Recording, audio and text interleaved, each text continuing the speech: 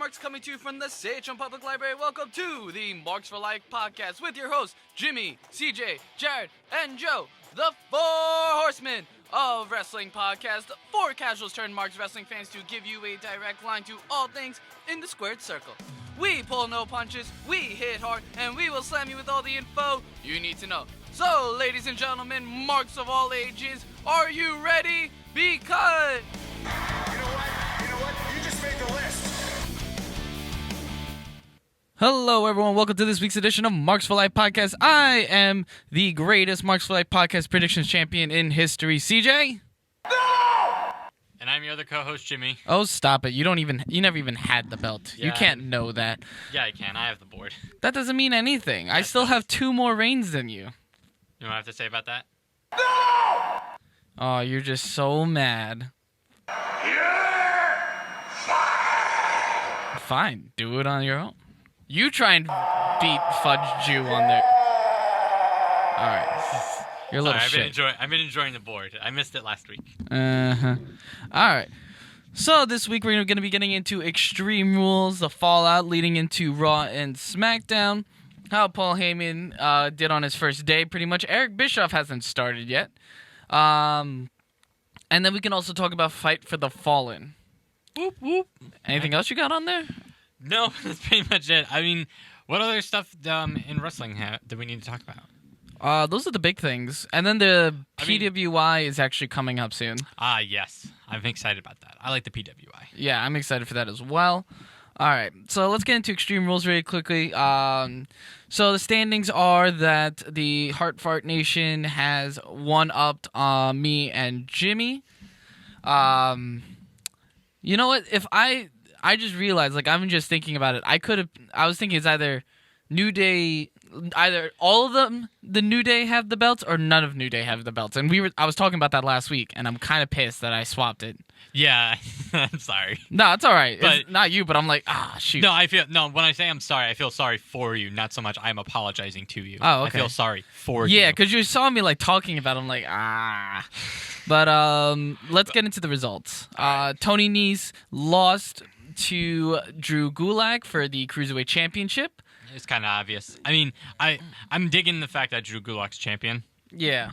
I like that. I kind of want to see where it kind of evolves more. And especially if the rumors from like a couple weeks ago that we talked about are true, that 205 Live is going to go away, I kind of want to see where this is going. Yeah, I don't know. I think it's just a dying television show. The problem is that it's good. It's just there's nothing that drives me to go to it. If the Cruiserweight stuff was better on Raw and SmackDown, let's say, then I would be more inclined to be like, oh, you know, like, I care about this. I'll go to 205 Live. And it's also so much wrestling, you know. And Yeah, you'd rather go with what you know. There's so much wrestling this weekend. Yeah, you'd rather go with what you know rather than what you don't. Exactly. We also had Finn Balor lose the Intercontinental Championship to Shinsuke Nakamura On the kickoff show, not the pre-show, because apparently Vince doesn't like that. On the kickoff show. I don't know how to feel about that. You know, it's like, I'm happy Shinsuke's Intercontinental Champion. I'm not sure if you heard, but they're like, oh, wow, Shinsuke Nakamura is the only person to hold both the WWE and NJPW Intercontinental Champions. And then Chris Jericho comments like, hello, I am also here, you dumbasses. Yeah, but I think they're like, nah, we don't care about you right now. Go away. Yeah, but like, he did it first. Yeah, he did. I'm curious to see how Shinsuke does with this. Shinsuke looks like to be having a program with Ali coming into SummerSlam, which looks pretty good. I'm excited about that. That's something new.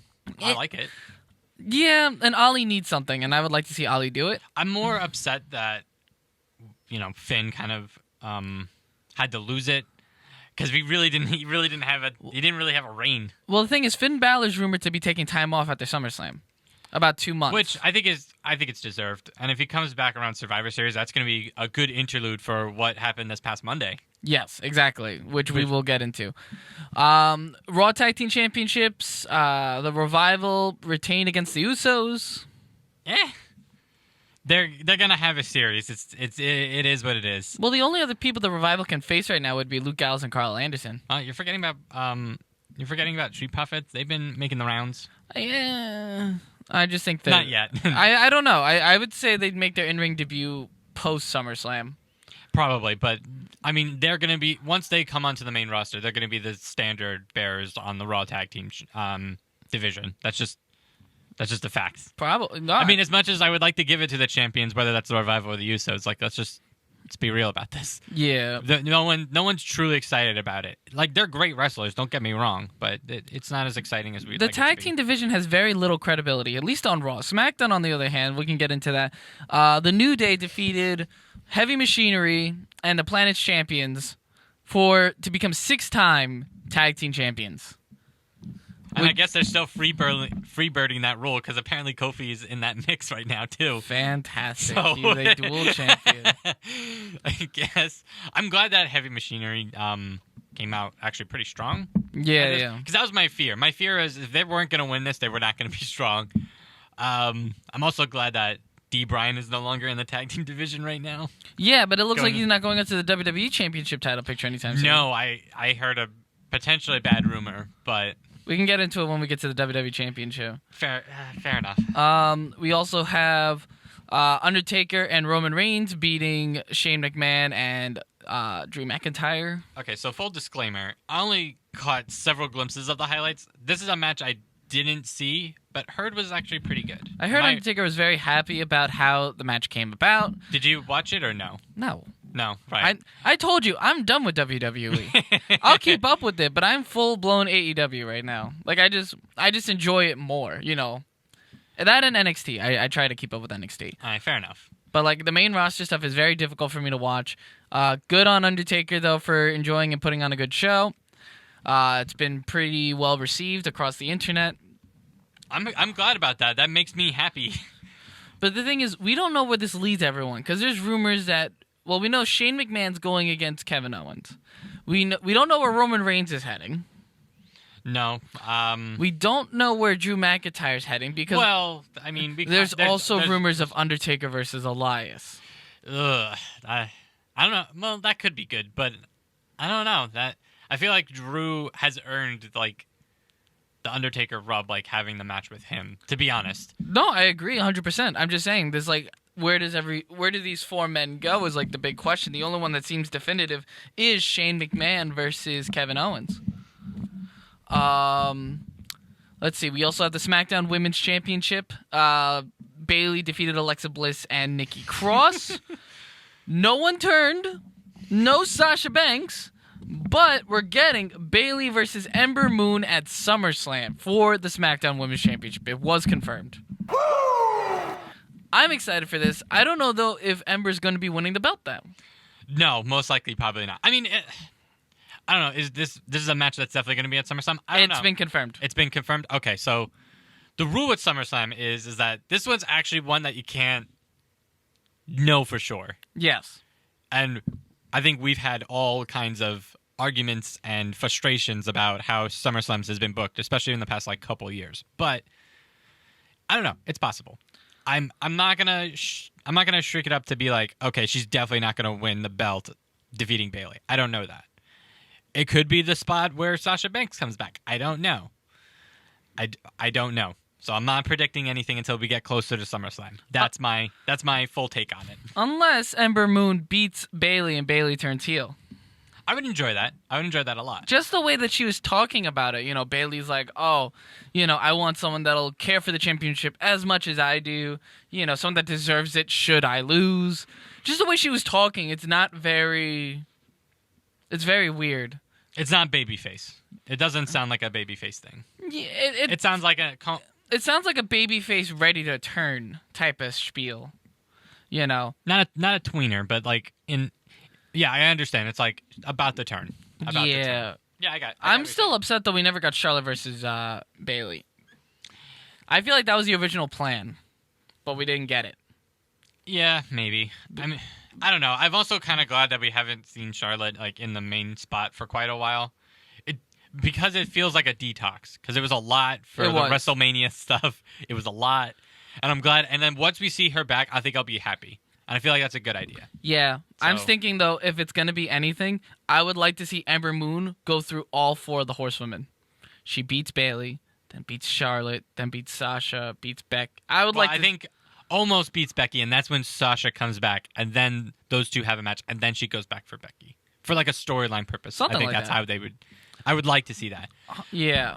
Especially, I think they should try setting that up going into like the last couple legs before the real like test of like the last leg of 2019 kicks in the fourth quarter. So I would like to see Ember hold the belt at least heading into WrestleMania season, and I like to see her to go up either against Charlotte or Sasha.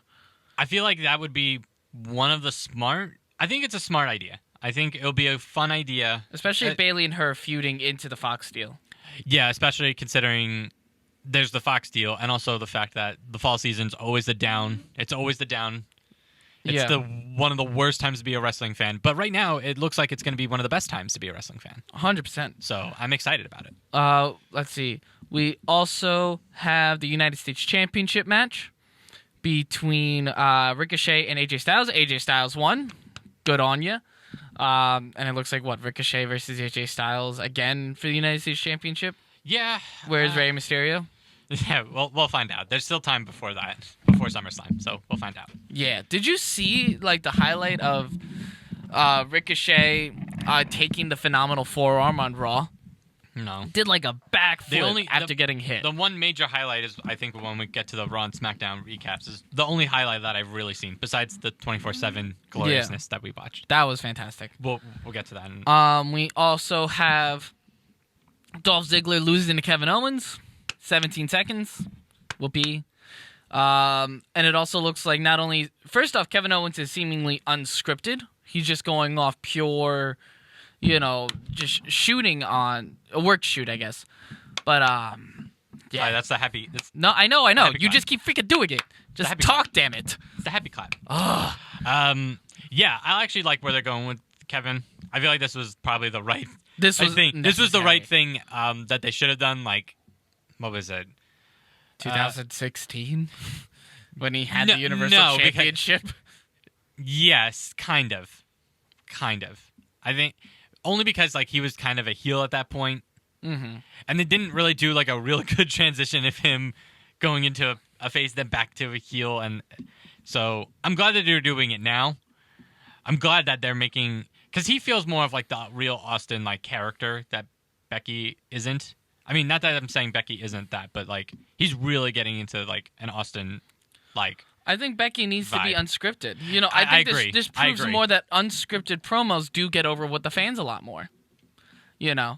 Especially if you see how Kevin Owens has been received since going unscripted. He's been on fire. Well, he's done very well unscripted. He's done stuff like that. Like one of the best things in the highlight reels that I've seen Kevin Owens do is back in Ring of Honor when he would go against Jim Cornette. Have you ever seen that? Oh yeah, oh God, I remember hearing of him. I've heard of so many stories about how Kevin Steen was hijacking the Ring of Honor website and just going off on Jim Cornette and everything. It was crazy. It's the reason why I gave a lot of admiration to Owens, because I remember seeing him on NXT television.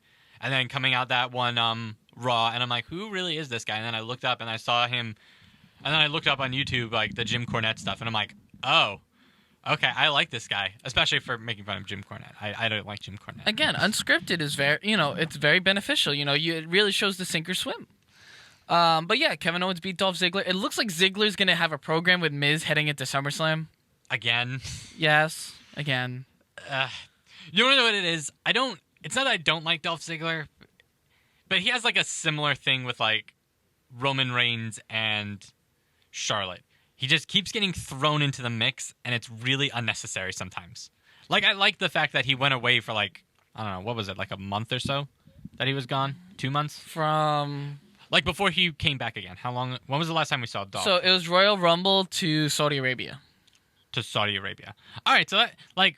That was a good time off. Yeah, it was a good time off, and I'm glad that he got it, but, like, I don't know. I feel like he still has that stink of, like, just being in everything. He needs an overhaul. He does, and I also think that he can be really good. But I think a lot of the problems that he has is the fact that Triple H doesn't like him. I would have also said that Dolph Ziggler's just had the same character for, like, the past 7 years. Yeah. Like, Owens put it perfectly. It's like, it should have been your shot 9 years ago, but you never took it, so shut the fuck up. Like, really? Let's see. Then we also had the WWE Championship match. Kofi Kingston beat Samoa Joe. Yay! I guess. I mean, we're not getting Samoa Joe's coronation. No, we're not. It's not going to happen. I mean, if anything, it might happen during the Fox thing. It depends on how everything gets booked. Because honestly, once we get into that October season all the way down to the rest of the year, we have no idea what's going to happen. We kind of have a feeling of what's going to happen between now and before the Fox deal. Yeah. We have general ideas, and we've been kind of right and we kind of wrong, but still not. That's the real test. But here's the thing: we're having SummerSlam coming up, and it looks like it's going to be a program between Kofi Kingston and Randy Orton. I'm kind of happy about that, but I'm also scared. Look, I think we're all scared. Look, if we get an unscripted Randy Orton as heel WWE champion, and this is Kevin Owens versus Randy Orton going forward into the Fox deal, I'm not mad about that. What I'm gonna be mad about is that's who Kofi loses the belt to, and I don't want that. I want the full Randy Kofi story to be complete with Kofi coming on top, because that's how it should have been 10 years ago when we all had that thought of Kofi being a WWE champion, and we never got that. That's what I want. And I know that sounds selfish, but I don't know who I want Kofi to lose the belt to. I wanted it to be Samoa Joe, and it wasn't. I mean, if you're Jared and Joe, you would have wanted Brock Lesnar, but we're about to get into No, that was Jared. I really don't think that was Joe. Joe wants Brock Lesnar gone. Joe wants Brock Lesnar gone. That is solely Jared. Well, now that we're on, hold on. Get into it. Hold on, I want to get back into it. It's you know how much they built Kofi to be like, we don't want him to lose the belt. Period. They did such a good job with him. They did. Seth Rollins, we don't care. Becky Lynch, we kind of care. We want her to keep the belt for as long as possible. We just wanted that Mania moment, and that was it. Well, no, I still want the singles match. Well, yeah, I want the singles match too, but I don't think it's gonna happen. Oh no, I'm hearing rumors. Oh God. But Kofi, I don't know who I want him to lose the belt to. It's very hard for me to figure out who I would like Kofi to lose that belt to. With AJ, I was good with Daniel Bryan. I felt like Daniel Bryan was a good one. Or The Miz, or, like that. These are people, I'd like to see him lose the belt to. Kofi, I mean, Joe would have been the choice, honestly. Joe. Randy's a scary choice. Randy, I don't know. But that's borderline. That's on a borderline. I don't think if I get heel unscripted Randy Orton out of this, I will be very excited. Listen, if they can rekindle that same magic 10 years ago, I think they can, because we saw glimpses of it in the Gauntlet match when they were versing each other. Yeah, I remember that. So I think they can do it too. And now that they're kind of getting more of a as soon as Eric Bischoff fully takes over SmackDown, I guess we'll see what really happens. But yeah, I feel like they can rekindle that magic, and I'd be pretty excited to see what happens. We also have Braun Strowman beating Bobby Lashley. Last man standing match. He signed a very comfortable contract. 4 years. $multi-million. He signed a very comfortable contract. Good for him. I think that was a smart idea for Braun. He wasn't going to go anywhere else. Braun Strowman is very exciting. I would like to see where he goes forward in a Paul Heyman run. I want more of the old Braun back. That's what I want. I want Braun Strowman ripping shit down. I think we're going to get that with Paul Heyman. Yes, that's what I want. I want more shit like that for right now. 'Cause I miss that. I feel like I need to fall in love with Braun Strowman again. Oh, 100%. Because it's been lacking. I'm not going to lie. It's been lacking. 100%. The mixed tag match, we had Seth Rollins and Becky Lynch retain against Baron Corbin and Lacey Evans. There's been a lot of I heard some interesting things about this. I heard that it was actually not as bad as we all previously predicted. I didn't even hear anything about the match. All I heard about was Lacey's ass the whole time. Yes, so there's that. There's also that, too. So I guess Kevin Dunn's been going, okay, now I guess we're going to have a Fox deal, and Fox wants a more, edgier product. Let's give AC's full ass. That's what happened. I saw the footage of it. Okay. Look, man, Listen, I thought we got out of this era. I don't know. I don't know. I'm not gonna go. That was like one of the bigger stories coming out of that match was. Yeah, was the camera angles. Yes. Yeah. I heard it was good though because Becky took the bump, like a really hard, like a couple hard bumps. Yeah, because apparently Baron did go after Becky, which I thought which I thought when hearing about it was a bad idea, but from what everyone's been talking about, it's been pretty decent. And apparently she got a straight right from Lacey. Like a Nia Jax kind of right. Don't tell me she's out of action. She's again. not out of action. All right, good. So she has a weaker punch than Nia Jax. Cool. That's awesome. And then Seth Rollins, and then Brock Lesnar cashed in on Seth Rollins and became a 7-time world champion, I think. Yeah. Oh God. I'm kind of mad Jared is not here because I really wanted to hear the full rant and the full rant from Joe about this. Well, we got next week, buddy. Yeah, we do have next week, so hopefully they're here next week. But my God, wow, just. So Jared's wrong. Yes, he was very wrong, and I'm glad that he's wrong. That's one. Two, I'm very upset that this happened fucking now.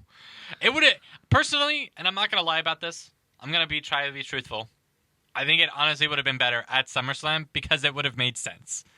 This was terrible. But they were in Philly. Yeah. They were in Heyman's backyard.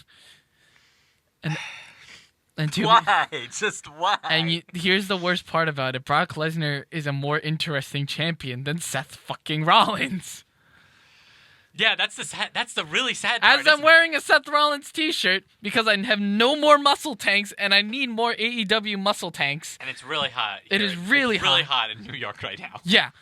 God awful. Brock Lesnar is a more interesting champion than Seth Rollins. I am sorry, but there are so many better choices right now to be Universal Champion. Braun Strowman, Bobby Lashley, Roman fucking Reigns. Is it a failure on Rollins or is it a failure on how we've been? Both. Okay. Both. Literally, all right, so WWE decides to kick off Rollins' title win. Okay, so we're really going to go into a full rant right now. Yeah, okay. Title win against Brock Lesnar with fucking low blows and stomps and gets it in a 2-minute match after getting squashed for 10 minutes and being thrown around like Ann fucking Raggedy Ann. Bullshit. Well, to be fair, that was actually a good points in the match. To be fair, Rollins only has good moments against Brock Lesnar. Yeah, I know. To be fair, it is good moments. It's not good matches. He has not had any upper hand against Brock Lesnar ever. 2015, he was thrown around like a rag doll and destroyed in the Battleground match. Oh my God, he barely escaped. The only reason why he won is because a geriatric old dead man came out and was like, "Rest in peace, blah, blah, blah, blah." Motherfucker. And then, he's freaking getting his ass kicked all over WrestleMania season against Brock Lesnar, and then the first chance Brock really gets, he fucking takes it and wins. Saudi Arabia, there was a chair. No, I blame fucking Paul Heyman. I blame Brock Lesnar. Nah, bullshit. This is bullshit. His title reign has been so boring. Out of the 3 faces, his was the worst. He's been feuding with Baron Corbin. He had one great match against AJ Styles and then was done. Because I don't know why the fuck you want to just hotshot that. Fuck you, WWE, for wanting to just hotshot that fucking match. But you did. You fucked up. And now we got Brock Lesnar, who now, unfortunately, hard to admit it, is more of an interesting champion than fucking Rollins. You know why? Because of the fucking Beast in the Bank. Him just showing up randomly in a Money in the Bank, and everyone's like, he actually climbed a fucking ladder? That was a direct quote from Cody Rhodes. He didn't watch Money in the Bank, but Chris Van Vliet, God bless his soul, Chris Van Vliet says, Brock Lesnar, he won the Money in the Bank ladder match, and Cody Rhodes said, he climbed the fucking ladder? This motherfucker climbed a ladder. You know how scary that is? Ali died for that match. He died for that moment. And now Brock Lesnar, cashed in Beast in the Bank bullshit, is now a much more interesting Universal Champion. And I don't want to see him lose to Seth fucking Rollins. Because it's bullshit. I want Braun to win. I want Bobby to win. I'd rather have Roman Reigns. I wanted Randy to win. Anyone else. I am tired of Seth Rollins versus Brock Lesnar. I'm tired of Seth Rollins having really, really bad world title reigns. I'm sick of it. To be fair, his heel one was not bad. His heel one wasn't good either. It was there. Okay. His best title reign was when he beat Roman Reigns and then lost it to Dean Ambrose. Oh, God. That is the most deserving Rollins has been as a world champion. You know how sad that is? You know how sad that is? That was his best match as a world champion. No, I'm agreeing. I'm agreeing silently. I want you to fully let it out because I know this is bothering you. Like, where are we going to go with this? I don't want to see Seth Rollins beat Brock Lesnar again in Toronto. I don't give a fuck. The Universal Championship is bullshit. It is utter bullshit. And in all honesty, Brock Lesnar has done more for the title than anyone else, and that is upsetting. It really is upsetting. I don't have a proper response because everything you said was right. I don't disagree with you.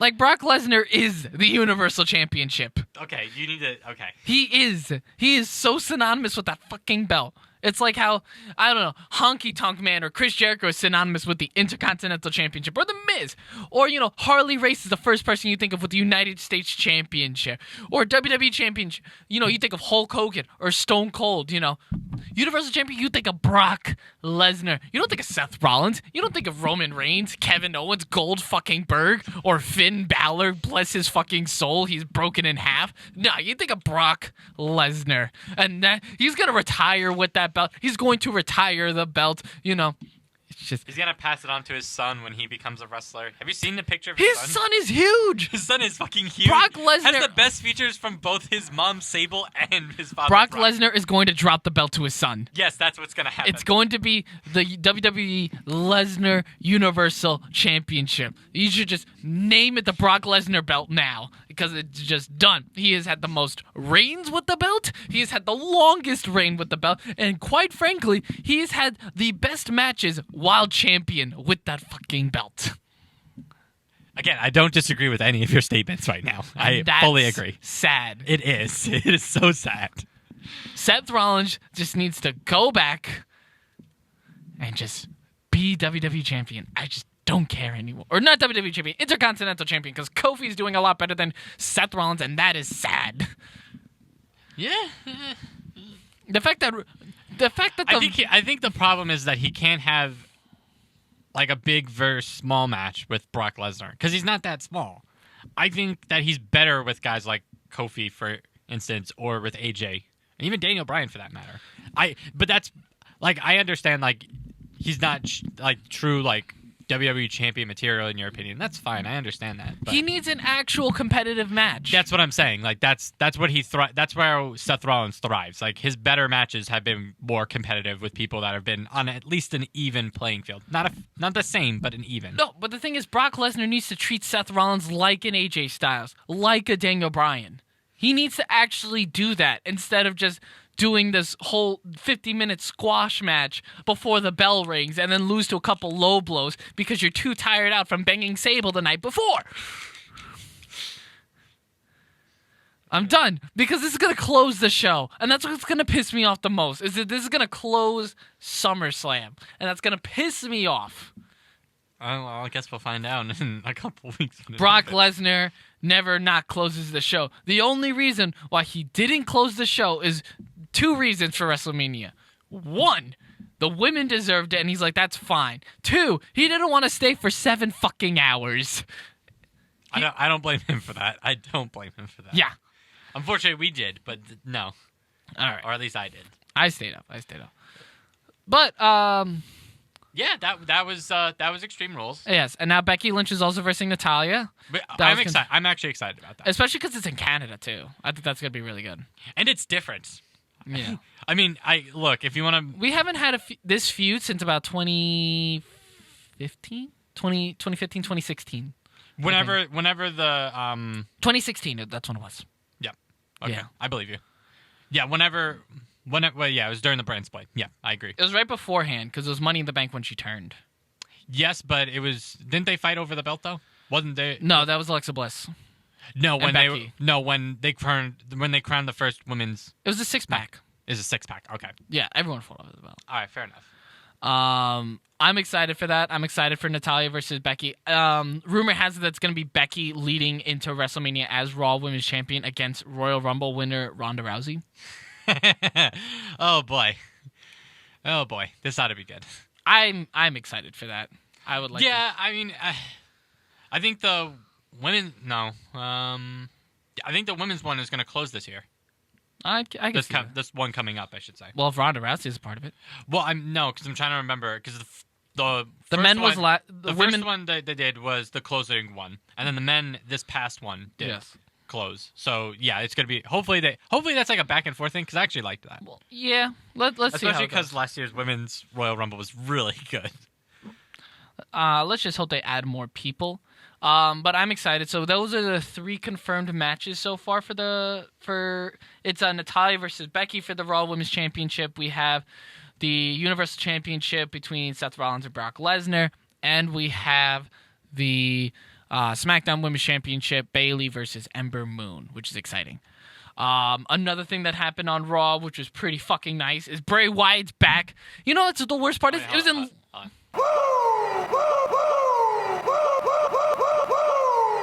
Okay. It was in Long Island.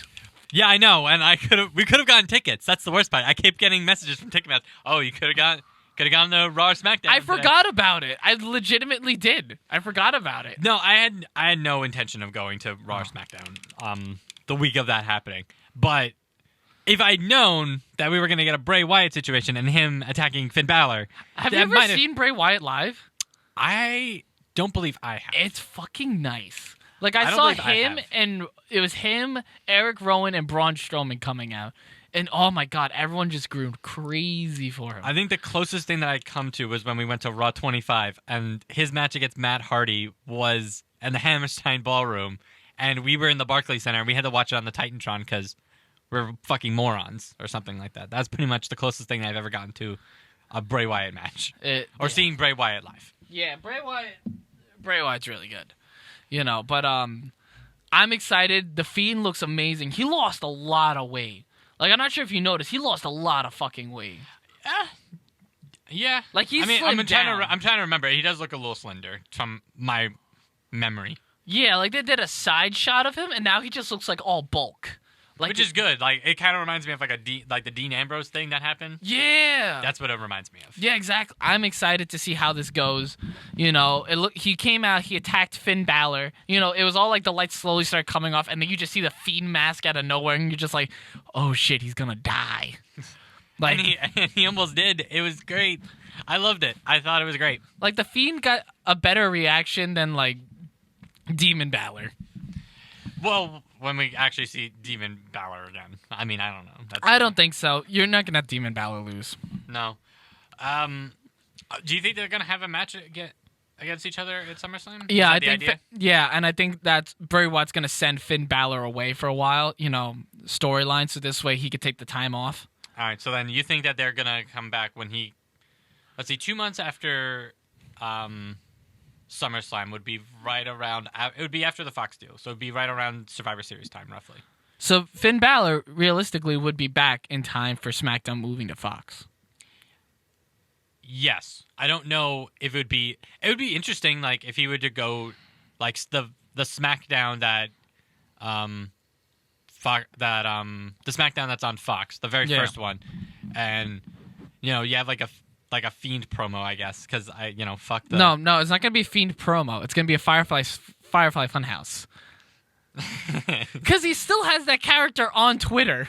Oh, he still has that. He's not so we talking solved like the Bray Wyatt situation from now on. So we finally have an awesome, sick heel persona that we're going to be seeing in the wrestling ring, followed by an on-screen persona of whatever the fuck Bray Wyatt's doing in the Firefly Funhouse. Yes. And then out of nowhere, you're going to hear a knock, and then it's going to be Demon Finn Balor, and then they're just going to wreck the whole thing. Wreck the whole studio or something like that. You know what's going to happen? The Demon Balor is going to show up, but you're going to see Rambling Rabbit come out with a mallet and just start whacking him.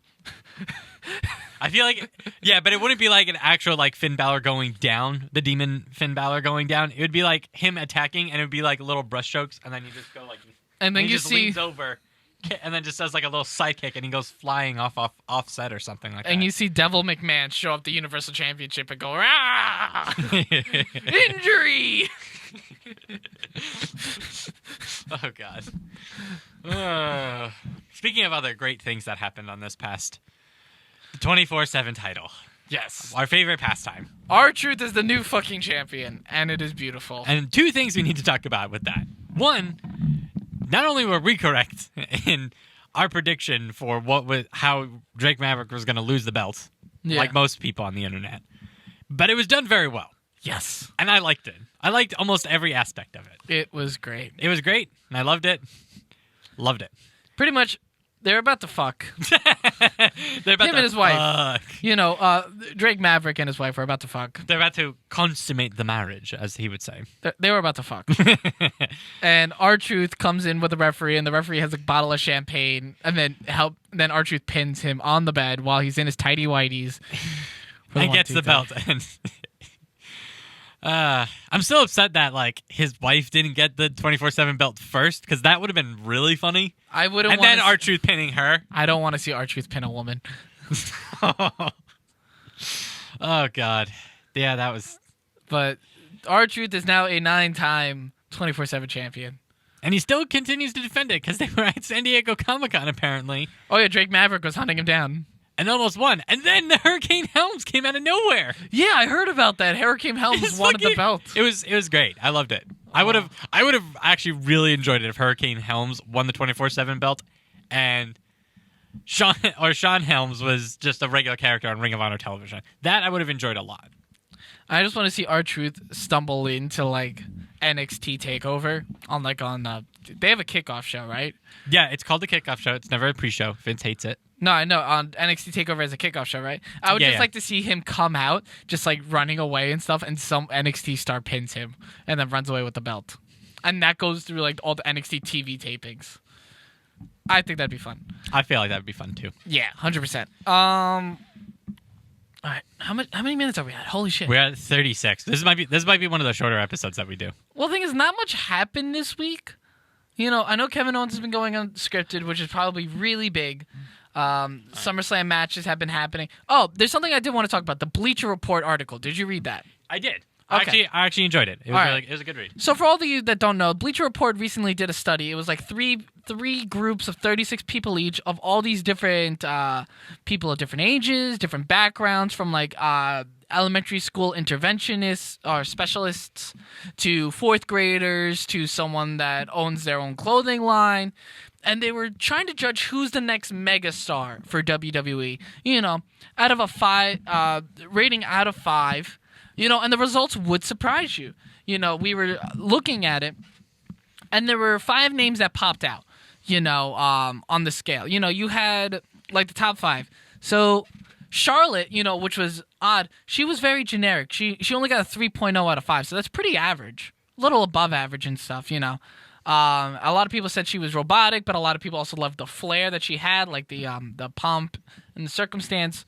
Seth Rollins only got a 3.2 or a 3.3. Another average one. Well, the thing is, they said he looked great in the ring, but he looked so normal, which is weird. You know what I mean? That's very interesting to see. And a lot of people said similar things about Kofi, Ricochet, Drew, AJ. Let's go into the top 5 though. Top 5, we had Braun Strowman at 3.5. Well, yeah, and that makes sense because he's a freaking giant and huge. And if you watch any of his highlight reels, some of his best moments was him literally ripping shit down and tossing shit over. So 100%. So yeah, and get these hands is probably one of the best things he's ever said. So 100%. I would agree with that sentiment. So especially with what was really good about it was they were he looks like he's related to the Hulk. He just had that larger than life status that because there's a lot of non-casual wrestling fans out there or non-casual people out there that are wow. And our job is to turn those casual people into marks. That's why. Or at least get people to turn casual. but they were describing Hulk Hogan or The Rock. They're just these people you could just see they were megastars, larger than life, and Braun Strowman fit that category. Another person that fit it was Becky Lynch. Becky Lynch. She also fit it. She was at 4.1. They said they loved how she felt like a badass. They would enjoy watching her beat the crap out of somebody. Well, Braun Strowman got a 3.5 rating according yes. to that, but a lot of good praise was because he was a large character. Yeah, and Right. not just like big and fat, but like muscular. Like he was just all muscle too. Yeah, so this is from one of the kids that were asked. He looks like a grizzly bear. Is that no? I think that was the woman. That was the Katie, elementary school interventionist. Oh, yeah, right. My bad. Yeah, but yeah, he looks like a fucking grizzly. He looks like a monster. I think All the right. next one on that list was Bianca, right? Bianca Belair. Yeah, they really liked Bianca. And she got what, a 3.8? 3.7. One of her highlights was someone called her. She reminds me of Ariana Grande. She looks like a pop star. Which is true. She's got that pop star attitude, like that charisma and everything like that, which is a lot of people have been saying, but it's really interesting to hear that from people that don't watch wrestling. Bayley was thought to be someone that'd be really popular, but she only got like a 2.8, 2.9. I think Becky Lynch is Becky next. Lynch was next. And yes, you are correct. Hardcore, badass, would watch wrestling to watch her. Yeah, exactly. She just carries that attitude, which is good, to get that badass. Well, yeah, it's the same thing that I would think of Stone Cold. Like, I would watch wrestling just to watch Stone Cold do some cool shit. Yeah. Like, so, not to derail from the conversation, but WWE's been doing a lot of highlight reels for Stone Cold because apparently he's going to the Raw reunion that's coming up.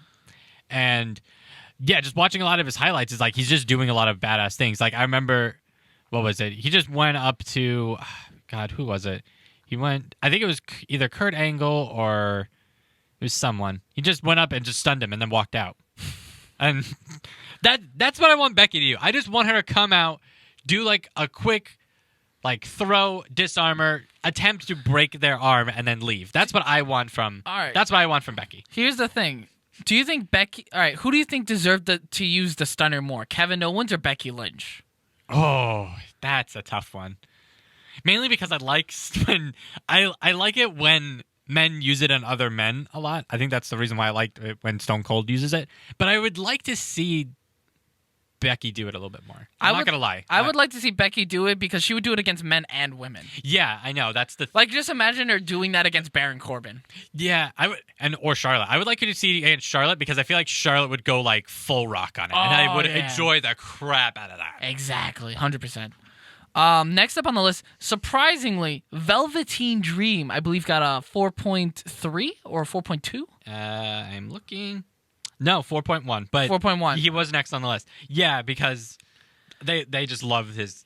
They loved it. I believe a quote from that was 40% wrestler, 40% dancer, and 20% artist. Yep. Like from Derek. He had his character down, and a lot fourth of grader yeah came up with that. So yeah, I like that's actually a perfect description of Velveteen Dream. Like, he has his character down. He's a really good wrestler, but he's an even better character, and that's what's going to make him a world champion. He just has a full grasp of his character. He's a full grasp of, what will work with the audience, what will not work with the audience. He can play both sides, heel and face. He's amazing. Essentially, not to go back to your Seth Rollins rant, because I know that, but that's basically the exact opposite of that. This article for Velveteen Dream, that one pass, is the exact opposite of what you were saying. Yeah. Essentially, because that's what Seth is missing. That's why he's a lot lower on the list, even though he's a great wrestler, and I'm never gonna deny him that. But who is Seth Rollins? Exactly. There's something he's a missing. normal guy. There's something missing. He had that when he was a heel. He just doesn't have it now. He had that when he was a heel, when he broke up with the Shield. He had that slimy, greasy look to him, Like, you could tell he was a scumbag. He doesn't have that as a face. No, he doesn't, and I miss that, to be honest. I miss the blonde streak. I do, too. I think that gave him a personality. Not to, I hate putting, physical attributes like that gives it personality, but, it just when helps. When you're talking about wrestling characters, it helps. Having, something that you don't normally see on a screen does help. Now, there's the exact opposite of that where it doesn't help, No Way Jose, for instance. With it's bad. But the one blonde streak, it had a different effect with Seth Rollins, and I liked it, and I kind of wish he'd bring it back. Well, sometimes a little physical appearance changes everything. Look at Patrick Clark versus Velveteen Dream. Look at that. Patrick Clark was going around wearing American flag trunks and an eagle. Just weird hair and stuff. But him as the Velveteen Dream, he changed it up. He put in some color, some glasses, just stuck up his hair a little bit. Just changing your appearance even slightly could help immensely. You know, look at Finn Balor. The biggest reason why he's over is because he throws on some face paint. Jeff Hardy, Sting. You throw in a little bit of color, little bit, just to change it up a little bit, and that could resonate so much more. Colors aren't bad, blacks aren't bad. It's just you have to find some sort of appearance. You have to find an appearance for a character and then go with it. Seth Rollins doesn't have that. That's a fact. I'm not making fun of the guy. That's just a fact. Yeah. All he does is wear different kinds of trunks. Now, don't get me wrong. There's some cool ones that he's done in the past. You know, the Thanos one was cool. The White Walker one was cool. The Avenger ones was But there's something missing. Like let's. I'm gonna throw it right in here. Velveteen Dream versus Adam Cole, and this is what a lot of the people in NXT have a problem with. Adam Cole, he looks good. A lot of people commented on his looks, but he only got a 2.2 rating, despite his immense wrestling ability. I feel like a lot of it has to do with the fact that there are people that are true wrestling fans that see stuff outside of WWE to know like the full Adam Cole thing. That's why. This whole study was those people though. Just people you would get off the street. Yeah, I know. So that's why he has a low rating score. And I feel like if they got a chance to know Adam Cole better, I feel like he would have a higher one, but not as near as Velveteen Dream. I think he does. The thing is, a lot of these wrestlers coming in, they look normal. You know, they don't have that presence. You know, I'm trying to think of a couple people in NXT that have like a presence besides Velveteen Dream and Bianca Belair. One person that actually came to mind was Keith Lee. Yeah. And actually, before she left, Kairi Sane had that as well. Kairi Sane, Matt Riddle. Yeah, Matt Riddle. Matt Riddle has that height and that build. And the fact that he doesn't wear shoes. The long hair, he has the looks. You know, someone else, Dominic Dijakovic. He's a tall motherfucker. Exactly. They look larger than life. They look like, holy crap, these guys are like wrestlers. These guys, you know, a lot of them are just, they look small and everything. That's what I'm worried about with Johnny Gargano.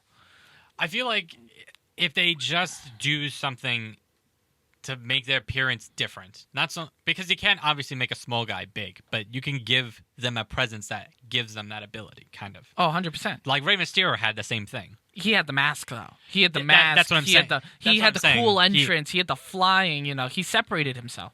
Chris Jericho had the same thing, and he would be considered technically a small guy. Eddie Guerrero. He came out of the car. You know, the car alone was so cool. And the study just proved... Steel, yeah. All the study really proves is that if you have a character that makes you feel bigger than yourself, then you'll succeed. That's basically what we're going to get into the last one, which I think was actually like the best description I've ever seen. You know, and it really does turn me on to the fact that this guy really should be leading the company and they're screwing him up. You know, Roman Reigns got the highest score. I believe he got a 4.5. 4.3. 4.3. Sorry. Yeah. I'm on the actual report. That's how I know this. Yeah, I know. That's why I'm asking. They were describing him. He looks good. They feel like he's a genuinely nice guy. You know, he's got the look. He's got the, you know, he looks like a badass, but he comes off so genuine and kind. And then when they heard the cancer thing, they were like, holy shit. Yeah, so here's some of the... So young viewers likened the big dog to Superman. Women debated how he compared to Jason Momoa. Yes, the Momoa thing. That was huge. A lot of them said, wow, he's very real. He has something. One of the people in the research said he has so much charisma. Yeah, and that's pretty much... Yeah, that's pretty much it. So what do you think that wrestling fans... Like, if he's appealing so much to the... to casual fans and everything like that and stuff, you know, or like even casual people on the street. Like, how is WWE not able to translate that onto the screen? Is it because we're too much of marks and we understand what's going on behind the scenes? I think that has something to do with it. Like, how do we get to this? I think for a very long time, Roman Reigns has been thrown at us, and he's been given a lot of really bad stuff. A lot of the stuff that he has done during, like, I guess, the quote-unquote heyday of the hatred for him was not on him. And I think even us back then would acknowledge, yeah, that's probably not him solely, but the fact that he is doing it does make it feel like that. And I feel like that's where a lot of it is derived from. Now, when you kind of like look at it in hindsight, was it the right thing to do? I mean, I don't know. I tend to feel that the better natural that you are and the better that you put your own flair to the certain character, you will succeed immensely better. His in-ring work is amazing. His flair is just intensity, and it's amazing, his in-ring work. It's the character. And I feel his character's gotten better. It's just the way that they've handled the character, and that's what I'm kind of getting to. Yeah, I think, again, what should happen is unscripted. Just have him, he was so over when he was talking about his journey, battling cancer and everything, that he was very over when he has the ability to do it. I do believe he has it. Yeah.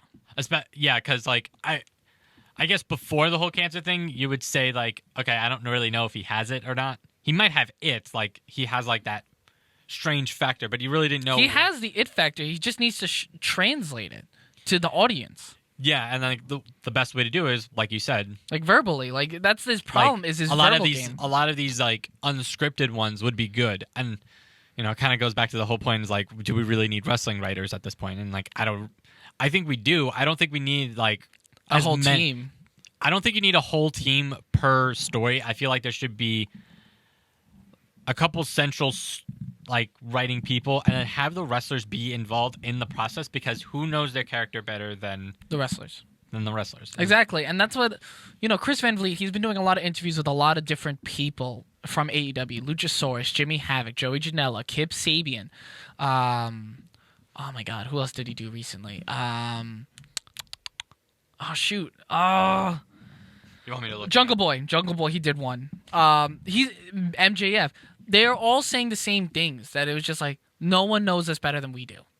No one. And that's why in the beginning, when they stated that, we're not going to have writers, it's because who knows the wrestlers better than the wrestlers? Do you think the Performance Center is being detrimental in that regard? No, because NXT, if anything, NXT has proven that great stars can come from the Performance Center when they're built up good. Velveteen Dream is a perfect example of that.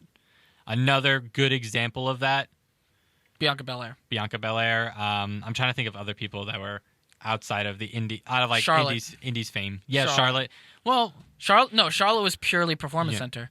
Oh yeah, so was yeah. Yeah. But I would say the Sasha Banks character really got transformed within the Performance Center. So I feel like the Performance Center it does succeed. The problem is when they go afterwards, how that character gets treated. I'm gonna bring up another one. You may not like it. Enzo and Big Cass. No, I don't like it, but their character was a success. Carmella. But their character success. Yeah. Alexa Bliss, same thing. Alexa Bliss, and it's really, really frustrating to see that, because they have a grasp of their characters, and WWE has to, really put a company sticker on it, Well, it's not even that. It's just they have to control the character itself, fully. It's not so much they can put a sticker on a character and let it go, but once you put that sticker on, what they do afterwards is it's mine, and I have to hold on to it, and no one else can use it. It's kind of the same kerfuffle that I think has been going on with what is it? God, I don't know. There was a fight about their characters being driven away, being taken out of WWE, and how they would go into the indie scene. That was a fear that was being going around when wrestlers were oh, I'm not thinking about keeping my contract with WWE. I'm going to go somewhere else and take my character with me, and be no, we own that. Yeah. And that's kind of the big worry. And then other people discover their characters while on the indie scene, like Luka Luchasaurus. He used to be Judas Devlin in NXT. He was actually in the same class as Baron Corbin and Mojo Rawley in The Shield. Wow. Yeah, he was in that same class, but he left. And he discovered one day he decided just to put on a mask, some green paint and stuff. Let's just try it. They were chanting Luchasaurus, and he was stuck with it ever since. I mean, you could look at Cody as another great example of that too. Cody had three great characters in WWE. Sorry to cut you off, but 3 great characters in WWE. You had the Legacy one, which was okay, as a beginning wrestler, not bad. Then you had Mustache Cody. I was thinking Dashing Cody. Dashing Cody they were the same, different. No, dashing, Well, yeah, and then undashing, and then the Intercontinental Championship, Cody. Yeah, okay. Fair enough. But yeah, dashing was another great one. Dashing was great. Dashing was great. With him looking in the mirror? Yeah, with him looking in the mirror and doing like those stupid self-grooming tips. Yes. Then you had Mustache Cody, which was great. That was pretty good. I'm not going to lie, I kind of want Mustache Cody to be in AEW I'm good. so bad. I'm good. And you had Stardust. I mean, if you want to complain that Stardust was a terrible character, I mean, like, he went with that character and he made it his own. So the thing is with the Rhodes family, they can turn anything into gold. Like, because they believe no pun intended. No pun intended. But like, again, I want to get into. I say we take a break before we get into AEW stuff like Cody Rhodes and stuff, because I have a huge thing on Cody. All right. Hello, Audio Marks. I am one of your Marks for Life podcast, so CJ, coming to talk to you about Patreon. Patreon is a place where you guys can go online and pledge your support to your favorite music artists, to your favorite artists, and even your favorite podcasts, like us. We at Marks for Life podcast have our own Patreon page, and we are always appreciative of our Marks for Life podcast pledges. So for only $1 a month, you too can also pledge your support to us. But that's not all. With $2 a month, you can get all of our podcast episodes, as well as a special shout out from the Shield of Wrestling podcast, Jimmy, CJ, and Joe. And even further, you can get all of that with $3 a month, plus a follow back on Twitter and Instagram. So, what are you guys waiting for? Head on over to Patreon at patreon.com. Search for us at Marks for Life Podcast. And we'll see you then, Audio Marks. Thank you very much. Back to the show.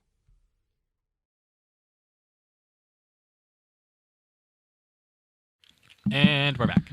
All right, so we're going to be getting into Fight for the Fallen, our thoughts on it, where they're going to go moving forward. This is a wrestling show we actually both watched. Yes. I am a full AEW guy. I am all in on that. I'm not going to lie. Watching AEW was actually like a nice breath of fresh air. It felt good watching. Yes. So let's get into it. I know you didn't watch the buy-in, so I'm going to... I didn't watch the pre-show. Buy-in. A buy-in, whatever. That's what it's called. That's what it's called. That's their version of the kickoff show. That's what I was about to say. I'm like, what do you prefer, pre-show, kickoff show, or the buy-in? I'm fine with my general understanding of what it is just a pre-show, and it's fine. As a terminology point, it's a pre-show. Okay. But if you want to like brand it, I guess, all right, buy-in. It's the buy-in. It's the buy-in, and you have to stick to it because, you know, you're fucking AEW Mark over here. Yes. Well, we had Sonny Kiss versus Peter Avalon. Okay, so I saw the entrance for this. And I love Sunny Kisses. Sunny Kiss was amazing. It was great. I loved it. You know, I think Sunny Kiss has some potential. I think he has to work out some of the kinks of his wrestling ability, but his character's spot on. A lot of people are really rooting for Sunny Kiss. And this is in fucking Jacksonville, Florida. And people are really happy. Well, I mean, it's a metropolitan area. Yeah, it's in Florida, but it is a metropolitan area. I don't know Florida, man. I get stereotypical. But Peter Avalon and Leva Bates, they are I do not like the librarians. I don't know. Do you not like the character, or do you hate them like an actual like wrestling heel of it? I don't know. I feel like I should be hating them. I don't know. I feel like once they get on TV, I will hate them more. You know, for their performances. Like, you know, they're going to make me hate them more. But right now, it's like, I'm indifferent, but I kind of don't like them because they're annoying me. But I'm not sure if they're annoying me because they're supposed to be annoying me or annoying me just because I'm like, this is cringy. I'm still trying to figure that out. I've only watched 2 matches so far, so I'm still trying to decide. I feel like once we get into, like, the TV process of it, then we'll have a better idea. Yeah. But I actually enjoy the characters. I think that... I enjoy them. I'm not saying I like it, but I enjoy it. They're doing what they're supposed to do. Leva Bates is making it though. Like I'm enjoying. Thank you for bringing us Blue Pants into this situation. Nah, she is now Leva Bates. We don't give her Blue Pants anymore. It is Leva Bates. Leva Bates. It was really funny because we were watching I was watching the buy-in, and they showed a promo with him, and Leva Bates is like, you know, she was really excited about being a librarian, and she was like, oh, I'm a method actor, you know, this just works for me. I even got my library license, like my librarian license. And Peter Avalon's like, I don't even know how to read, you know, I don't know. It's like, don't worry, I'll teach you how to be the librarian. And if they're going with this, I think I'm going to enjoy it a lot more. Is Leva Bates teaching him how to be a librarian?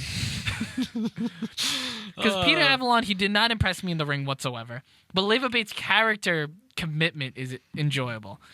And then we also had the women's tag match, Britt Baker and Riho versus Shoto Nakajima and Bae Priestley. Bae Priestley's a monster. Like, holy crap. I told you she was. I've never seen her before. This is my introduction. You should look at some of her stuff online, honestly, because she is really good. Yeah, like, she was very impressive, very imposing. She kind of had like a... She just had like a... How do I put it? Like a... You know, she had like a very strong presence. You know, like, you know, she definitely has an ick factor, and you don't see that with presence much, but you saw it with her, and you just felt the presence, like, fuck, she's gonna murder someone. Like, you know, that intensity presence that you don't see often, she had it in spades. You know, Britt Baker, amazing character, amazing worker, you know, amazing story, dentist, and everything like that. You know, you can get behind that, someone that's trying to do their passion while at the same time working your full-time job and your passion as well. Riho, always great to see her. Really, really fucking wish they'd sign her already, but they haven't. Well, they're still under freelance contracts, so let's see what happps. She's been on all 3 shows. No one else has been on the women's roster. It's possible that they're doing something at the StarCast and All Out. Maybe. And I would be pretty happy about that. I'm not gonna lie. And then Shoto Nakajima, she was a really weird furry for me, but all right, you know. She came out with a tail, man. She came out with a fucking tail. Well, no, that's not why I'm laughing. I'm laughing because I think this is the match with the botch, isn't it? Yeah, she went to the tag. Yeah, like you just see her go, oh shit. They gotta nail this shit down. Yeah, but like Britt Baker and Bae Priestley, they didn't show as much chemistry, but the crowd popped nonetheless. Well, they're both great wrestlers. Yeah, but like they didn't have much chemistry. I would like to see them in a singles match. I would like to see more singles matches between these people. You know, between like women's wrestlers and stuff. We'll see what I think. All Out and what is it? Wednesday Night Dynamite. It's either Tuesday or Wednesday. It's looking like Wednesday just so they don't interfere with basketball. Yeah. Which is a smart business move. So I would definitely. So like we'll get more. Don't worry. You know, and someone brought up this fact, and I'd like to hear your thoughts on it. There's no clear-cut cornerstone of the women's division right now. Everyone's vying for a top spot. Yes, I agree with that. I think that there's a couple people. Britt is probably one of them. I would say probably going forward, Bae Priestley. Sorry. Nyla Rose is definitely on that list. I would find it very hard to believe if Nyla is not on that list. I wouldn't put her on it. I would. I'm gonna say because everyone. And then once we get to like the Brandy Alley match, then we'll go into like the other people. There's no one undefeated. No. There's no one really undefeated in multiple matches. You know, Nyla Rose is 0-2 right now. Riho is 2-1. You know, Riho was probably your best bet if you had her win. You know, but like she wasn't teaming with Bae Priestley, and they want to give her a strong debut. Britt Baker is 1-1 right now. You know, Shoto Nakajima is 1-0, but like I don't think they're gonna sign her. I think out of everyone they're gonna sign would be Yuka and Riho from the Joshi wrestlers. They already signed Hikaru Shida, which we haven't seen since. Kylie Rae's out with an injury. Allie is 1-1, which you know we can get into that now. You know, Allie is 1-1. She lost to Brandy Rhodes. Brandy is 1-0, but I don't think she's going to be a major player moving forward. Going to Brandy though for just a quick second, I think that she did a very good job. I think she did a good job. You know, so like I'm very happy that she can compete at the same level. I think she's more of a character. Yeah, she's definitely going to be more of a character wrestler than an actual competitor, but it's very good that we have her. Yeah, and then. Awesome Kong being in like her corner for that match against Ali was very good. And then we get at the end. Aja Kong makes her appearance. And Aja versus Awesome. I don't know if I want to see that or if I want to see a tag team between Aja and Awesome Kong or Awesome Kong and Nyla Rose. I love monster heel tag teams. Yeah, so I'm very excited. I definitely want to see that match. And hopefully that gets made it all out. But hopefully. Yeah. We're going to take a quick break.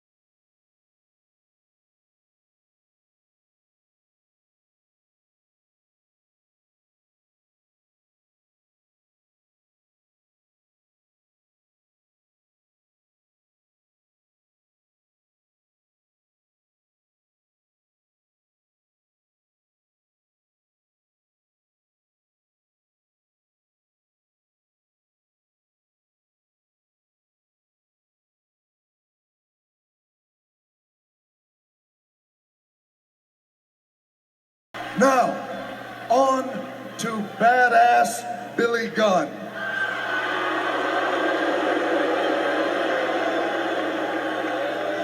The Rock understands what took place the night you won.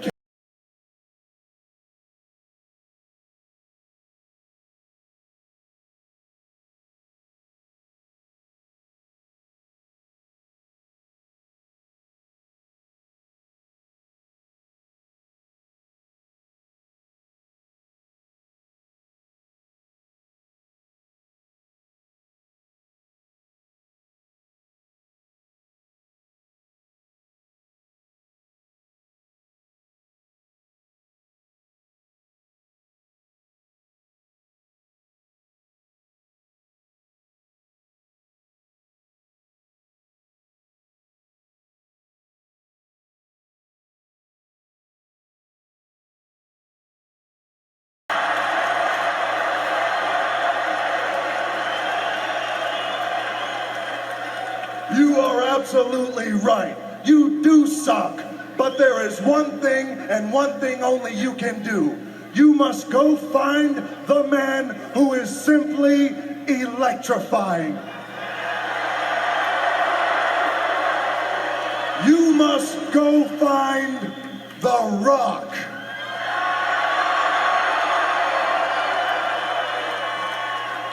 Oh my God, anybody but The Rock. Know your role and shut your mouth. And we're back. All right, so what were we talking about? We were talking about... Oh, clear-cut women. Yes. Like, Riho, again, was, like, the best shot. But I don't know. Brandy did impress. She does need more work in the ring. Of course. Then again, this was her first match since, like, December, so... Yeah, I mean, we'll find out. The women's division still needs to be built and filled in general. But introducing Aja Kong into this mix just makes it far more interesting. Well, they have a lot of people that are currently part of the roster. You know, it's just a matter of establishing the hierarchy. You know, you have Allie, Britt Baker, Kylie Rose, Leva Bates, Brandy Rhodes. You have Bea Priestley, Sadie Gibson. I'm not sure. She's a English wrestler, right? Sadie Gibson? I believe so, yeah. Awesome Kong. And Penelope Ford, who we haven't seen. Well, I think she's more of a valet than an actual wrestler, but I think we'll find out. I mean, yeah, we'll see. I don't know how that's playing out, but like they just and then Hikaru Shida, so they really do have to. That's like about 9 wrestlers. You know, Riho's more than likely going to get signed. Yuka Sakazaki, probably, yeah. I don't think Aja's gonna get signed. I think she's on. I think we definitely need to watch a match between her and Awesome Kong. Oh, and Nyla Rose. Nyla Rose is also there. I definitely think that we need to see Aja Kong and Awesome Kong in a match, hopefully soon. Yes, because probably gonna be all out. God, I hope. Yes, please. And then let's get into the 6-man tag match. We had Darby Allin, Joey Janela, and Jimmy Havoc versus Sean Spears, the chairman. Not sure if you heard about that. Good. I liked it. MJF and Sammy Guevara. Sammy Guevara impressed me. Sammy Guevara's amazing athleticism. He impressed me a lot. It was very seamless. I was very much enjoying that. Jimmy Havoc and Joey Janela are not doing it for me. I don't know what it is. A lot of their styles is hardcore. Yeah. And I know that you're not the hugest fan.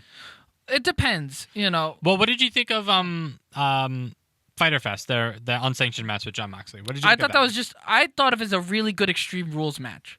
Nothing too cringy, you know, but like really good. You know what I mean?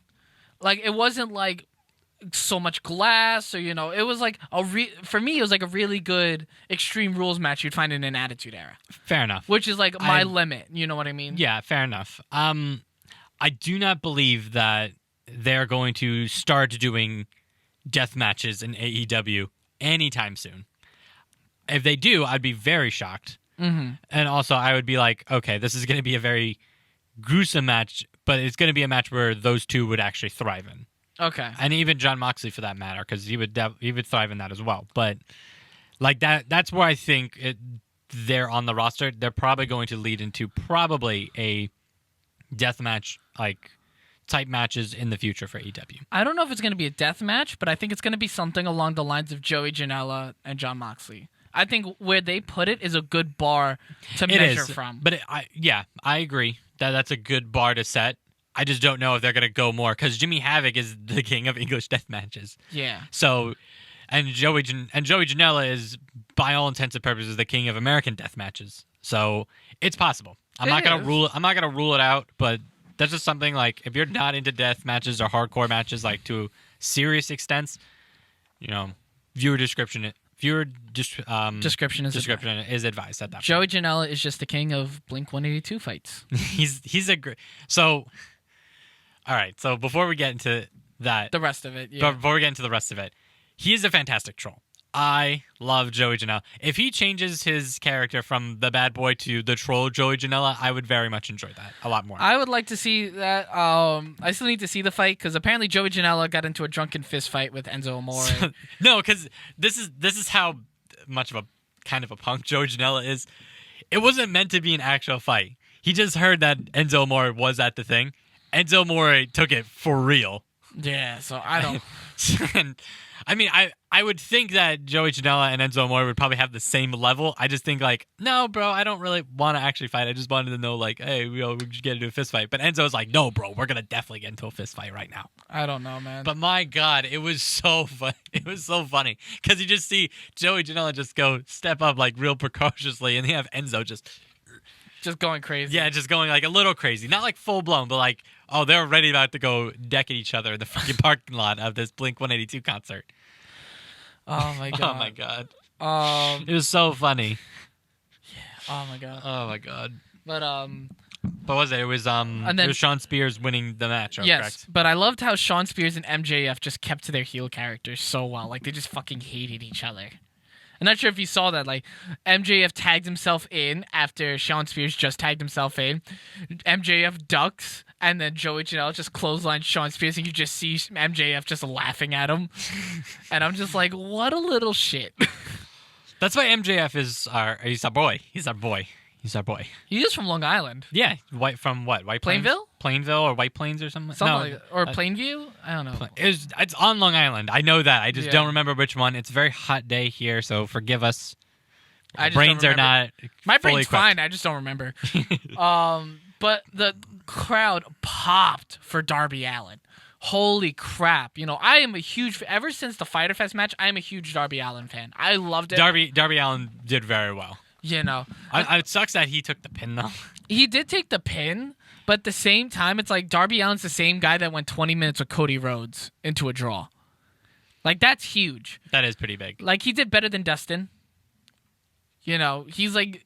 Well, the Young Bucks beat him, but that was like... I don't know. Darby Allin's is up there. He's a major player going forward. Yeah, I agree. Before we go into everything, how did you think of the way that they set up Fight for the Fallen? I loved it. I thought it was a really cool idea to do the amphitheater for wrestling matches. That's what they should do not from now on, but like whenever they have like the ability to do like an outdoor arena, they should look into doing amphitheaters. Like imagine if they came to like New York or something and they went over to Jones Beach. That's what I was thinking right now. Like that'd be a sick idea. I just feel like that'd be dangerous. It would be dangerous because it's right on the ocean, but it would be so awesome. Yeah. I would love it. But again, Darby Allin was hugely over in Jacksonville, Florida, and that Cody Rhodes match made him. And the thing is, Darby Allin is, again, I just watched a video recently with him, with an interview and everything, like with Chris Van. I love Chris Van Vliet. I love listening to the stories. You, Mark. It's my favorite thing to listen to when I get home. It's better than this podcast. But Darby Allin, like, he was very pissed at Sean Spears because Sean, and like that's a workable, realistic story. Darby Allin had a great debut, but no one was talking about it. They talked about Sean Spears stealing it and taking Sean Spears has literally 3 feuds going on right now: MJF, Cody Rhodes, and Darby Allin. That is insane. Listen, if that's gonna be how they're gonna be layering these storylines going forward into like their TV thing, I'm not against it. That's what's called continuity. Yeah. Sammy Guevara and Joey Janela, because Sammy Guevara got hit with a Death Valley driver on the apron, which there was a lot of apron stuff. Yeah, there's a lot. They did a lot of apron stuff at the show. Yeah, but like I kind of want to get into the next match because I was a huge fan. We also need to speed up a little bit because we're dragging a little bit on time. Right. Triple threat tag match. between Dark Order, Stu Grayson, and Evil Uno? Evil Uno, Jack Evanson and Helico, and then a boy and his dinosaur, Jungle Boy and Luchasaurus. The fact that he was announced as the boy and his dinosaur, and the pop they got was huge. They came out with Mark Stunt. Mark Stunt. They came out with Mark Stunt as well. Or Marco Stunt or something like that. Yeah, it was something Stunt. I don't really care, but it was great. I loved it. Oh my god. Also, first time that I really noticed an interesting rule that's going on in AEW matches. 10 count. Well, 10 count, but also no proper disqualification endings. So if you interfere, you don't get, there's no disqualification to end the match. The match continues, and whoever did the disqualifying gets thrown out. In the case, it was Mark Stunt. Yes. And later on in a couple other matches, it happens to a couple other people, too. Yes, Christopher Daniels, I believe. Christopher Daniels was one of them, yep. But that was exciting. I love that match. Dark Order got the win. They're going to be versing Best Friends for a first-round bye at All Out, which goes along with the storyline between... Continuity. Yes, continuity. Thank God. But AEW # continuity. But, Jungle Boy and Luchasaurus were extremely over, both on their own and together as well. They were amazing. A lot of people are saying that Luchasaurus should be built up as the Undertaker of AEW. Just like that kind of mystique and everything like that. Maybe. I think it depends on how they present and what exactly makes Luchasaurus ultra special. Yeah. Because as of right now, I think he's lost more matches in the supposed company than he's won. Well, hasn't it? So there's only been 3 events. Yeah, that's what I'm saying. But with the Undertaker, there was just that one particular he never lost at WrestleMania until Brock Lesnar beat him. Yeah. Or Samoa Joe in TNA. He was undefeated for a year and a half. Well, I could see them trying to do that with Luchasaurus once TV starts rolling. But he's never been pinned, and he lost the Battle Royal. And as we all know, the Asuka case, Battle Royals don't count when you lose. This is true. But Jungle Boy had so much heart. Holy crap! Jungle Boy was he really put over that underdog mentality. When he wins an eventual title, it will be worth meeting. It will feel like Mick Foley winning the WWE Championship. 100%. That's what. And I loved how Jim Ross kept saying Jungle Boy Jack. He kept giving him a name too. He's not just Jungle Boy, he's Jungle Boy Jack Perry, Well, yeah, so it's kind of similar to what he did with Stone Cold. He gave him the rattlesnake, essentially. Yeah. So I like that idea. Jungle Boy Jack Perry. I think that would be pretty good and stuff. Or just Jungle Boy. I think that would also work, but it works. Next up on the card, we had, I believe, Hangman Adam Page versus Kip Sabian. Killed it. Loved that match. Kip Sabian was more over than fucking Hangman. Well, I think that had to do with how he handled the heckler in the crowd. Oh my god, fucking kissing him? Best. That was great. Yeah. I love that. It wasn't an actual punch or anything like that they would normally do in wrestling events. That was the best way to handle it. That was loved so it. good. Thought it was so good. Because he was heckling throughout the night too. Was really bad. Yeah, Chris Jericho almost got into a fight with the guy. But I think Hangman needs more promo time to get over. Because he won the match. It was really pretty good. We don't know the character of Hangman. That's really what it is. Exactly. So hopefully, Kip Sabian definitely living up to the super bad thing. Loved it. Fantastic wrestler. I think he's going to be a major player moving forward too. So far, the people I'm looking forward to is Darby Allin, Jungle Boy, Luchasaurus, MJF, Riho, and Bea Priestley. Those are the 6 people I'm really have an eye out for right now. Moving forward with this company. I'm very excited to see how they're moving forward. Hangman Adam Page, I am definitely keeping an eye on because he has that nice brawler mentality. He reminds me of Stone Cold. I was about to say Stone Cold. I bet you if people watching, they could think of I say JBL. He gives me that kind of vibe too, just that hard hitting. Just with that clothesline alone, it was basically a clothesline from hell. That's essentially what it was. Yeah. The Buckeye Lariat is an amazing finisher. Same with the Deadeye. I love the Deadeye. He has the potential to be the real central star of AEW. He's got that credibility thing too.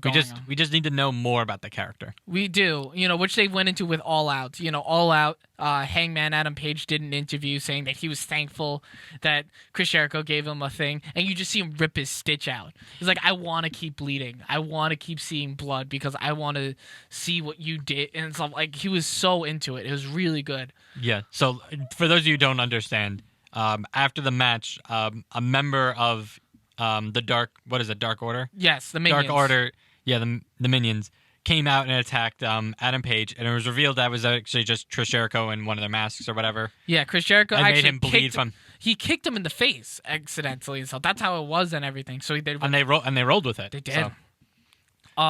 Respect. Kip Sabian again is going to be good moving forward. First ever singles win, an AEW event. Yeah, I'm excited to see where Hangman Adam Page goes moving forward. It was a little worrying to see Chris Jericho get cheered at the end and say thank you, Jericho. But then once Chris Jericho got on the mic and put over Hangman Adam Page and put down the crowd, Hangman coming out bleeding and everything, still kicking the crap out of Chris Jericho, I think that really appealed to the fans. Like, if he was a good guy would have just sat there and just like bled. But like, he's like a badass. He's like, no, fuck it. I'm not going to be like, you know what? I'll take the moral high ground. It's like, no, fuck you. I'm going to kick your ass, which is good. I think like a true ass kicker, like an old Western ass kicker is what he needs to be. I agree. We also had the tag team match between Lucha Brothers and SCU. Probably one of my favorite matches on the card. It was good. I'm starting to realize I don't like the Lucha Brothers as much. Do you not like him as a tag team, or do you just not like him in general? I probably don't like him as a tag team. That's where I'm leaning into my thing.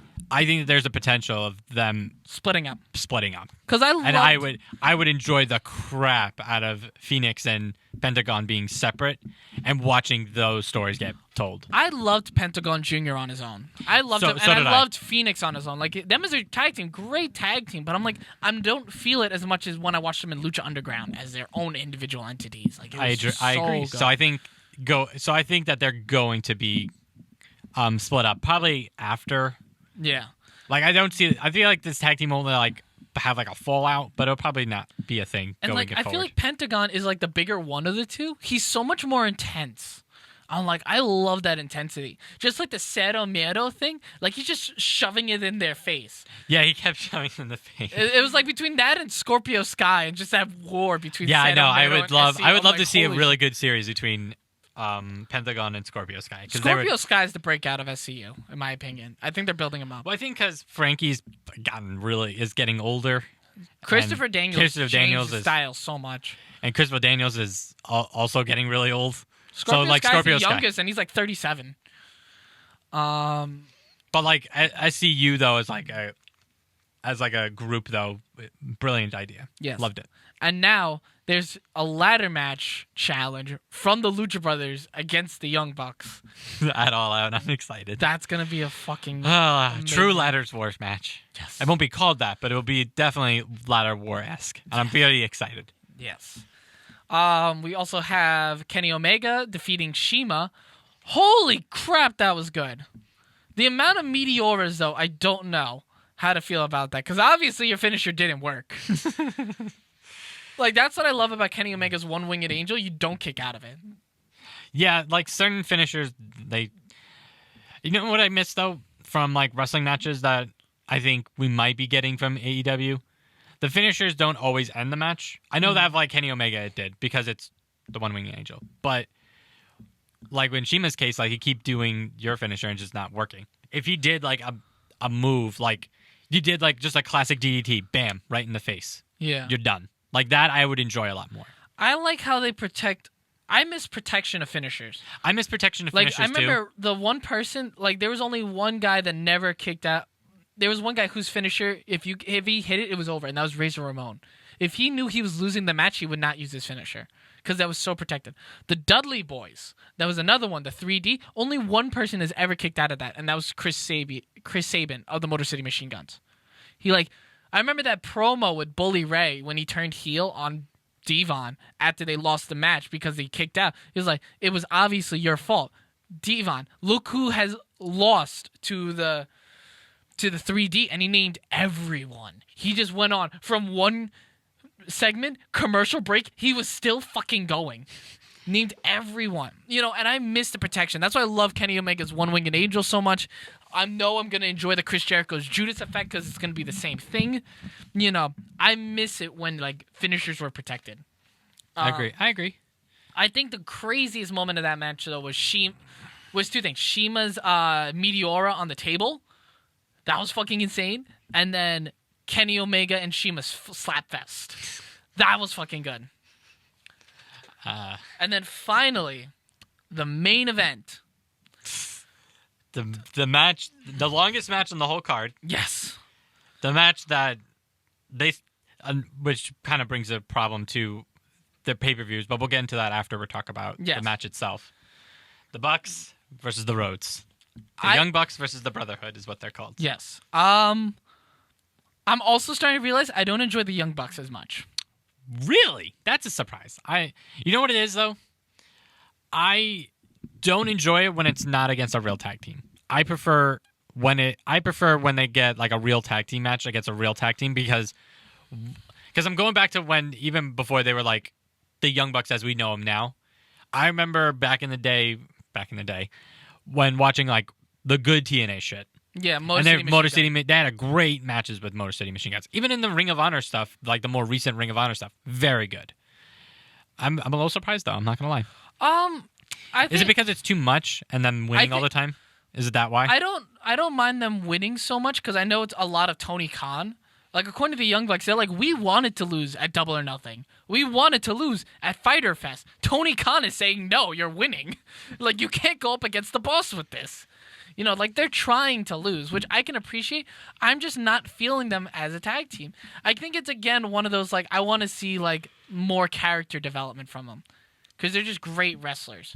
They are fantastic wrestlers, And I love Nick Jackson more than Matt.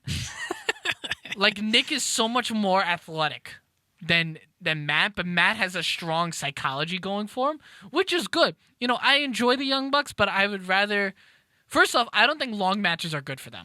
No, I kind of agree with this, and I guess we should talk about this now. Yeah, it was, 35 minutes? It was a 31-minute, 25-second match. It also went way longer than it was supposed to. Yeah. Because it also interfered with their promo, and then towards the end when they were delivering the check. Yes. To the charity for the event. But the thing is, like, yeah, they could have cut out a lot of stuff from it, but the stuff that they did was amazing with the Rhodes Brothers. Like, the Rhodes Brothers are fantastic old school wrestlers. I love their motto, without old school, there is no new school. And they threw it back.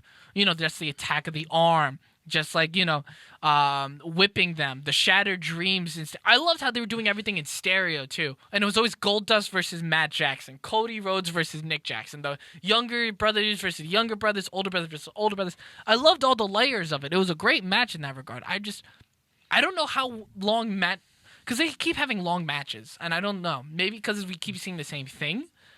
Maybe. I don't know. I think that is something that they need to address.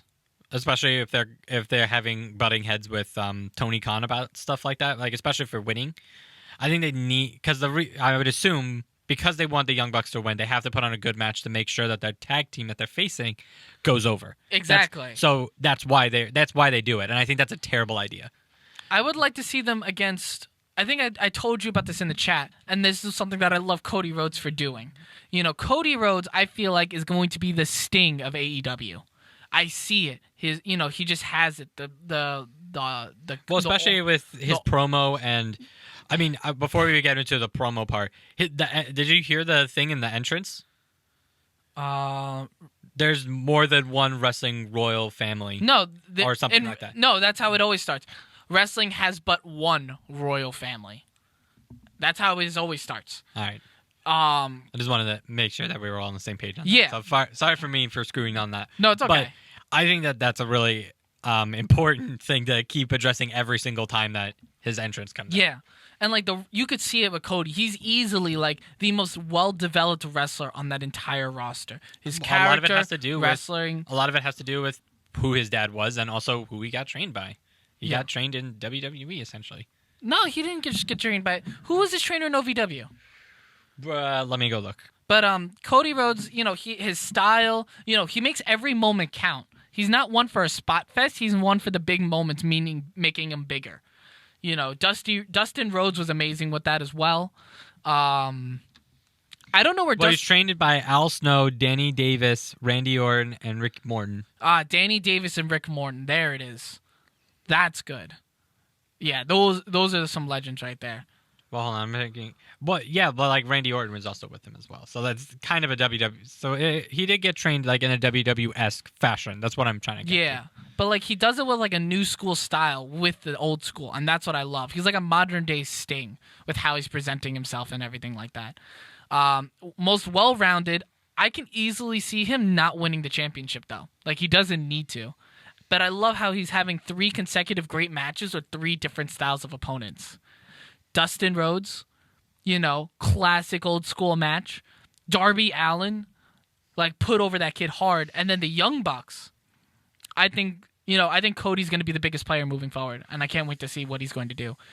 I think the other EVPs need to take a lead from Cody. Yeah, I agree. Because I think Cody's matches have all been the most exciting matches on the card for 3 months straight. 3 events straight. I agree. And everyone's looking forward to his match against Shawn Spears, which hasn't been confirmed yet, but I'm not sure if you watched the All Out thing, his interview with Jim Ross, Shawn Spears, fucking great. Like, Shawn Spears is talking about how, like, he had only 5 friends in his close inner circle. Cody was one of them, but then Cody said the worst thing that he could have ever said. Cody said that Shawn Spears was a good hand. He's like, you don't fucking call me a good hand after everything I've been through. You don't call me a good hand. That is the worst thing you can call someone in the wrestling business. And guess who was fucking revealed as his manager? Just guess. I don't know. Tully Blanchard. Oh my God. Tully Blanchard is Shawn Spears' manager. That is insane. You know, and you know the history of the 4 Horsemen and the Rhodes family. Yeah, of course. Yeah. You know, everyone's like so upset. Like, we're getting this and we're not getting, and Dusty Rhodes is not alive to see it. So we're thinking Dustin might take the place of Dusty for All Out. But I'm extremely excited for what that match is going to bring. Like, that's the most hyped match on the card besides, actually, there's a lot of hyped matches I am excited for All Out. We got, Omega and Moxley. Hangman Page versus Chris Jericho. More than likely, Cody Rhodes versus Shawn Spears. We have Dark Order versus the Best Friends, which is going to be okay. And then the Young Bucks ladder match with Lucha Brothers, which is, I think this is where Lucha Brothers are going to get their win. Yeah. At least it's going to get the win, and it's probably going to lead into them also getting into the tag team thing. But oh, yeah, they need the tag team. But, like, so let's go into the check really quickly. Like, that whole promo with Cody was like, you can't counter program AEW. I think it's powerful. I mean, if you want to talk about like a shot, that's a shot. There's no denying that. I think it's interesting. We haven't seen the numbers haven't officially dropped yet for Fight for the Fallen. But it was a good show. It was a good show. Like, I think that the promo made it sound bigger than what it actually was. But it's not like it was a bad thing. Like, I actually did like the promo. I thought it was really good. No, the promo is really good. Yeah. Let's see. And then I kind of want to ask a couple of questions about the 2, I guess, free BRL shows. Or the BR Live shows? Yeah. Okay, what about them? Which one did you prefer the most? Me personally is Fight for the Fallen. I thought that was a better show. It dragged on, but it was a better show in my opinion. I'd say Fight for the Fallen had the better matches, and the better content. I think Fyter Fest, I think, had its moments. Fyter Fest was defined really by 2 matches, at least in my opinion. I agree. Cody versus Darby and Joey versus John. I agree. You know, I'd say Fight for the Fallen because they had more of a build-up. But I'd still say Double or Nothing was their best show so far. All right. And I think All Out is going to be the one to counter. That's going to really counter Double or Nothing. All right, fair enough. Let's see. What other kind of things I wanted to ask? I think that's it. Yeah. We kind of dragged on. That was kind of like one of the big things I really wanted to ask. Yeah, I definitely say Double or Nothing was the Better of the 3 official AEW shows. Yeah. Fair enough. Yeah, because this podcast is unfortunately dragging along, and I wish I had more content to ask. I feel like I did, and I feel like as soon as this podcast ends, I'm going to forget. I'm going to remember. We can always do it next week. All right, fair enough. All right, guys. That's it. All right, take care. Until next time.